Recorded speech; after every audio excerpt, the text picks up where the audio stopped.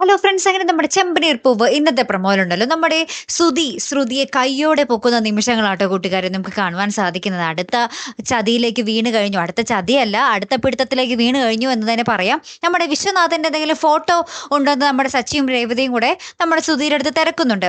അപ്പൊ ചന്ദ്രമതി ഇത് കേട്ടിട്ട് ചന്ദ്രമതി സുധീരുടെ അടുത്ത് ചോദിക്കുന്നുണ്ട്, എടാ നിന്റെ കയ്യിൽ അയാളുടെ ഫോട്ടോ വല്ലതുണ്ടോ എന്നൊക്കെ ചോദിക്കുകയാണ്. അപ്പൊ രേവതി പറയുന്നുണ്ട്, ഇല്ലെങ്കിലും കുഴപ്പമില്ല, ആ ക്ഷേത്രത്തിന്റെ അവിടുത്തെ ആ ഒരു ക്യാമറയിൽ അയാൾ പതിഞ്ഞിട്ടുണ്ടാകും, അങ്ങനെ അന്വേഷിച്ച് കണ്ടെത്താം എന്ന് പറയുകയാണേ.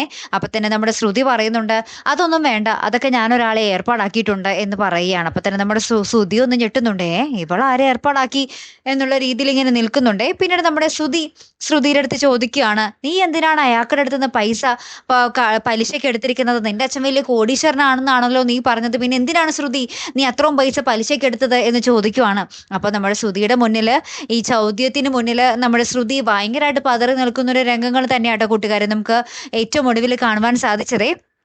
ഇതിനിടയിൽ സച്ചി പല സംശയങ്ങളും നമ്മുടെ രേവതിയുടെ അടുത്ത് പറയുന്നതിനോട്ടോ. അതായത് രേവതി ആ ആന്റണിയുടെ കയ്യിൽ നിന്ന് പൈസ മേടിച്ച കാര്യം പറഞ്ഞപ്പോഴും വീഡിയോ ലീക്കായ കാര്യം പറഞ്ഞപ്പോഴൊക്കെ നമ്മുടെ ശ്രുതി ഞെട്ടിയതിന് പിന്നിൽ എന്തൊക്കെയോ രഹസ്യങ്ങളുണ്ട് എന്നുള്ള കാര്യം നമ്മുടെ സച്ചി രേവതിയുടെ അടുത്ത് പറയുന്ന ഒരു രംഗങ്ങളും ഇതിനിടയിൽ കാണിക്കുന്നുണ്ട് കേട്ടോ. അപ്പൊ എന്തായാലും ശ്രുതിയുടെ ചീട്ട് വീണ്ടും കീറാറായി എന്നർത്ഥം അല്ലേ കൂട്ടുകാരെ. കാത്തിരിക്കാട്ടോ അടുത്തൊരു വീഡിയോ വരുന്നത് വരയ്ക്കും. Good bye.